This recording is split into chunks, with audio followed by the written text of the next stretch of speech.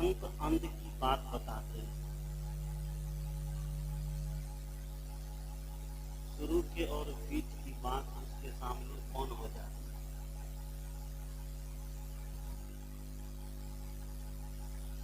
इसलिए सदगुरु स्वरूप सदगुरु श्री अभिलाष साहब की पंक्ति, जीते जी वह कह गए थे कि रे मौत प्यारी मौत मेरे सामने आया था। जीते जी मौत को साफ चैलेंज किए थे मौत के साथ, और कहीं मौत है तो मेरे सामने आवे।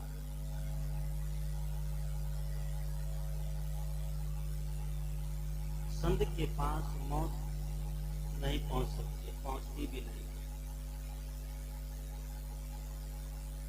क्योंकि जो व्यक्ति दुनिया से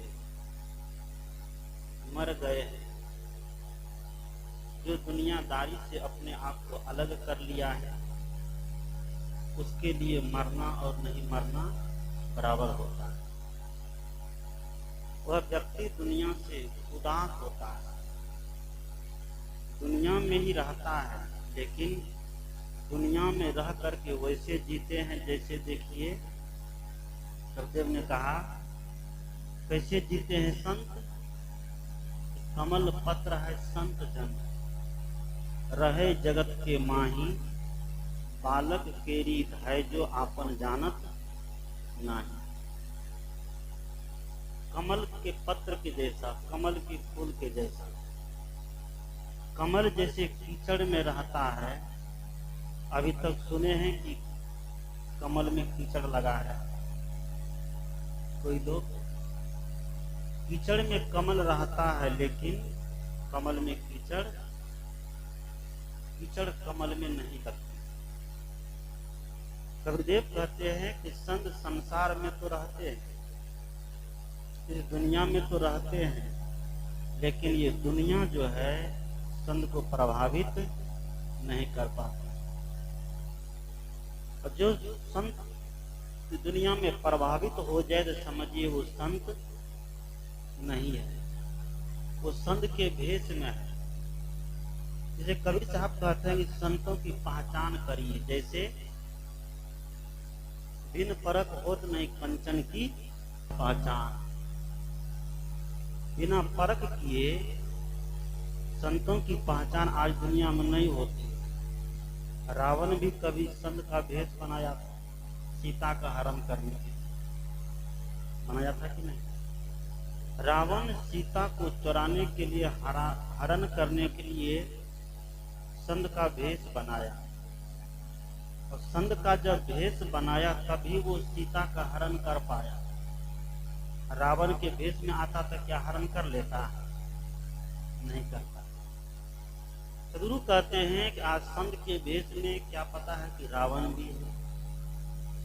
इसलिए कबीरदेव युक्ति देते हैं कि बिन परख होत नहीं कंचन की पहचान, भेष देख मत भूलिए बूझ लीजिए ज्ञान। भेष देख करके आप भूल मत जाइए,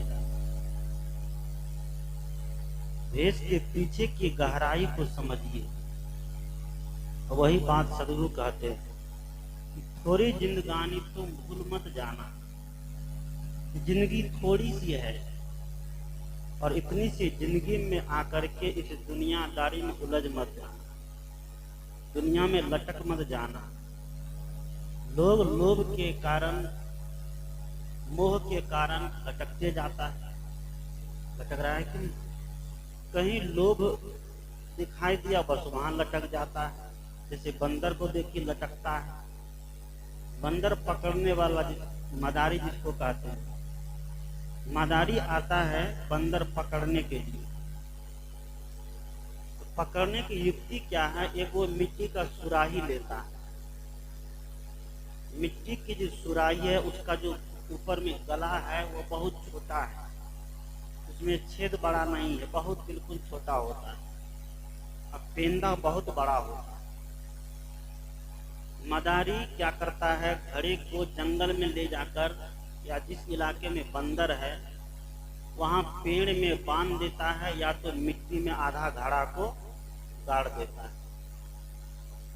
बंदर को दिखा करके उसमें चना डाल देता है, पेंदा का। बंदर ये सब प्रक्रिया देखता है, सब खेला देखता है कि मदारी आया है, घड़ा लगा दिया है, उसमें चना भी डाल दिया है। बंदर जाता है, चने के लोभ से उस सुराही में हाथ घुसाता है। हाथ को सीधा घुसाया, घुस जाता है, लेकिन भीतर में क्या है? चना है। चना को पकड़ने के लिए हाथ सीधा रखेंगे तो काम चलेगा? ये बाबा क्या करना पड़ेगा? फैला देना पड़ेगा। क्या करना पड़ेगा? वहां मुट्ठी बांधनी पड़ेगी।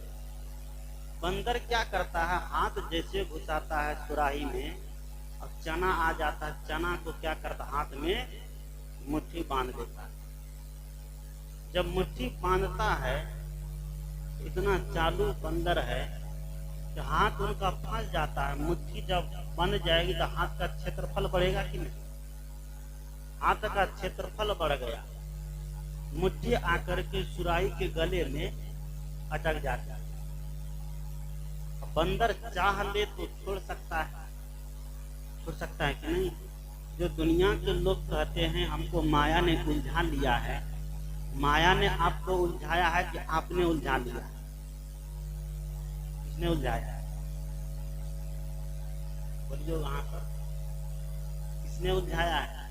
माया ने उलझा लिया है कि हमने खुद माया को पकड़ रखा है, हम खुद उनको पकड़ रखे हैं।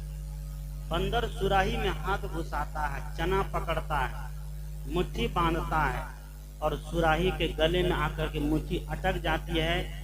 बंदर चारों तरफ छिटपिट करता है, इधर देखता है, उधर देखता है, कोई आकर के हमको बचावे। लेकिन अकल का मारा हुआ उसको इतना अकल नहीं है कि मुट्ठी खोल देंगे तो हम भाग जाएंगे। तो चने के लोभ में क्या करता? मुट्ठी को पकड़े रहता है। मुट्ठी भर चने के लोभ में वो पकड़ लिया जाता है मदारी के द्वारा। मदारी उसको गले में चैन लगा लेता है और छड़ी ले लेता है, गांव गांव उसको छड़ी दिखाता है, नचाता है और जैसा कहता है नाचने के लिए वैसा नाचता है। नाचता है कि सदगुरु कहते हैं वो मदारी है क्या? ये वासना। मदारी है ये लोभ, मदारी है ये इच्छा, और बंदर है हमारा ये मन। कौन? ये बंधन हमारा मन है।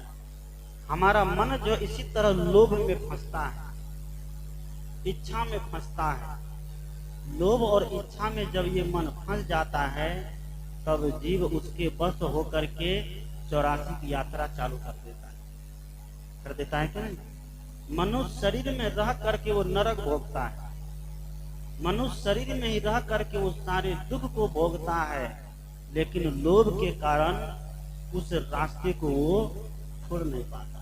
क्यों? अपने स्वरूप का भूल है। अपने स्वरूप को जो व्यक्ति भूल जाएगा तो वो व्यक्ति दुनिया के लोभ में, मोह में जरूर गोता खाएगा कि नहीं? इसलिए सदगुरु कबीर देव ने कहा है कि आपन को आप ही पिसरियो, जैसे स्वान कांच मंदिर में भरमित घुसी मरियो। क्या? कि आपन को आप ही पिसरियो। जैसे कुत्ते आईना के सामने जाता है, आईना देखे है ना, दर्पण, दर्पण के सामने कुत्ता जाता है तो दर्पण में एक कुत्ता दिखाई देगा कि दो कि चार? क्या दिखाई देगा? दो। दर्पण में एक ही दिखाई देगा। अगर इधर से दो जाएगा तो दो दिखाई देगा, 5 जाएगा तो 5 दिखाई देगा। जैसे कैमरा चल रहा है, कैमरा के सामने में जो व्यक्ति, जितने व्यक्ति रहेगा सबका चित्र आएगा कि नहीं? है? तो जो नहीं रहेगा तो कुत्ता दर्पण के सामने गया, कुत्ता कभी दर्पण देखा नहीं था। कुत्ता को बड़ा आश्चर्य लगा कि बाप रे बाप, तो मेरा जोड़ा आ गया। क्या? कुत्ता को बड़ा आश्चर्य लगा कि मेरा जोड़ा आज आ गया है। बहुत दिन से मालिक का खूब एकदम खा पी करके तो पहलवान बन गए, आज थोड़ा लड़ा जाए कुत्ता ने क्या किया, दर्पण का कुत्ता को अपना प्रतिरोधी जान करके, प्रतिद्वंदी जान करके उसने क्या किया, भौंकना चालू किया। कुत्ता आईना के सामने जैसे भौंकता है, जो दर्पण में जो दिख रहा है वो हंसेगा कि भौंकेगा? भौंकता है, वह भी भौंकता है। अब एक बार भौंका तो वह भी एक बार भौंका, 5 बार भौंका तो दर्पण का कुत्ता भी 5 बार भौंका। सोच लिया कि लगता है कि पहलवान ज्यादा मोटा ताजा है, बस ही भौंकना चालू किया। भौंकते भौंकते भौंकते भौंकते कुत्ता देखिए अब भौंकना चालू किया। अब आगे वाला भौंकते जा रहा तो रुकेगा नहीं, यह भी भौंकना चालू कर देगा, चाहे जो हो जाए, कुछ ही को समझ लेता है, बस भौंकना चालू कर देता है। सदगुरु कहते हैं कि जैसे कुत्ता दर्पण के सामने जाकर के अपना ही प्रतिबिंब को देखता है और अपने ही प्रतिबिंब को देख करके वो भौंकना चालू करता है, और भौंकते भौंकते एक समय ऐसा आता है कि अपना प्राण गंवा देता है, अपनी जान तक दे देता है उस दर्पण के सामने प्रतिबिंब को लेकर के। जिसे कबीरदेव कहते हैं कि आपन को आप ही बिसरियो, जैसे स्वान कांच मंदिर में भरमित भूसी मरियो, ज्यों केहरी बपु निरखी कुब्जल प्रतिमा देखी परियो, वैसे ही गज फटिक शिला में दसनन आनी अरियो। सदगुरु कहते हैं जो अपने स्वरूप को भूल जाता है, जो अपने आप को भूल जाता है, वह व्यक्ति दुनिया में भौंक भौंक करके क्या करता है, मर जाता है। इसे कबीरदेव कहते हैं कि भोला लोग कहे घर मेरा। भजन सुने हैं कबीर साहब, पद है शब्द का 85 नंबर का, कि भोला लोग कहे घर मेरा, जा घर में तू भूला डोले सो घर नाही तेरा, हाथी घोड़ा बैल वाहना संग्रह कियो घनेरा, बस्ती माँ से दियो खदेरा जंगल कियो बसेरा। सदगुरु कहते हैं कि भूला लोग कहे घर मेरा, इस भूले हुए संसार में आकर के दुनियादारी को लोग अपना स्वरूप मान लिया है, संपत्ति को ही अपना सब कुछ मान लिया है, घर मकान दुकान को ही अपना सब कुछ मान लिया है। इतना तो मानना पड़ेगा, ये बात जो है फकीरी का है, ये अंत समय के लिए है। लेकिन जब तक आप दुनिया में है, जब तक आप संसार में है, तब तक आपको दुनियादारी का कुछ न कुछ झंझट पालना पड़ेगा। पड़ेगा कि नहीं? कह देंगे कि सब कुछ नाशवान है, कुछ साथ में जाने वाला नहीं है, इस शरीर भी अपना साथ नहीं जाएगा, और क्या करिएगा, शरीर में फांसी लगा लीजिएगा। यहाँ फांसी लगाने की बात नहीं कहते हैं, संत कहते हैं कि उस बात को याद करिए जिस बात को याद करने पर व्यक्ति कभी पाप नहीं करेगा।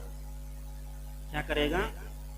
उस स्थिति को सोचिए, उस पद का हर समय चिंतन करिए, जिस पद को चिंतन करने पर मन में कभी पाप नहीं आवे। वह पद कौन सा है? ये स्वरूप स्थिति रूपी पद, ये अंत समय के लिए, जिसको हम मौत कहते हैं। मौत की अगर हम याद करते रहेंगे, हम कभी दुनियादारी में अपने आप को खोएंगे नहीं, खो सकते। हम दुनिया को याद करते हैं, हम जन्म को तो याद करते, लेकिन मरण को भूल जाते हैं। जबकि ये है, जन्म ही मरण का क्या है, मुख्य केंद्र है कि नहीं? जन्म ही मरण का मुख्य केंद्र है। जिसका जन्म हो गया उसका मरण निश्चित है कि नहीं? भगवान कृष्ण ने गीता में कहा, जातस ही ध्रुव मृत्यु ध्रुवम जन्म मृतश्च। क्या भगवान कृष्ण कहते हैं कि जातस ही ध्रुव मृत्यु ध्रुवम जन्म मृतश्च, जो इस दुनिया में जन्म लेकर के आया है उसको मरना निश्चित है। निश्चित है कि नहीं? जो जन्म लिया उसको मरना निश्चित है, और जो मर गया उसका जन्म लेना भी निश्चित है। इसलिए मौत से दुनिया में कोई बचा नहीं पाएगा। हम लोग कहते हैं कि छेदी साहब चले गए, महंत छेदी साहब चले गए हैं, हम लोग क्या यहाँ पर बचे रहेंगे सब दिन? चाह करके भी कितनों बहाना बना लें, चलेगा बहाना? वहां न चलेगा बहाना किसी का, चलेगा? मौत जब आएगी तो मौत के सामने किसी का बहाना चलने वाला नहीं है। एक ऐसे ही बहुत चालू आदमी था, एक बहुत चालू आदमी था। दुनिया में कुछ चालू आदमी होते हैं, बुद्धि से बड़ी चालू होगा, कौवा के जैसा। कौवा कितना तेज होता है। कौवा अपने बेटे को समझा रहा था, को देखो बेटा, और कोई आदमी जमीन में झुक रहा हो तो समझ जाना को गिट्टी ले रहा तुमको मारेगा। कौवा के बेटा ने कहा पापा तब क्या करेंगे? कहा तब फुर से उड़ जाना। क्या कहा? तब फुर से उड़ जाना। कौवा का बेटा कहता है पिताजी जब वो आदमी पहले से जेवा में गिट्टी रखा हो तब क्या करेंगे? क्या कहता है? जब वो आदमी पहले से पॉकेट में गिट्टी लेकर आ रहा हो तब क्या करेंगे? कौवा कहता है बेटा तुम तो हमसे भी चालू निकल गए।